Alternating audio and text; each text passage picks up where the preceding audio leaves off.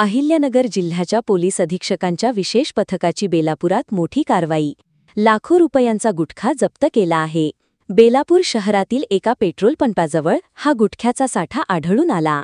या कारवाईने अवैध गुटखा विक्रेत्यांमध्ये खळबळ उडाली असून पोलिसांकडून पुढील तपास सुरू आहे. तिरंगा न्यूजसाठी असलम बिनसाद, श्रीरामपूर.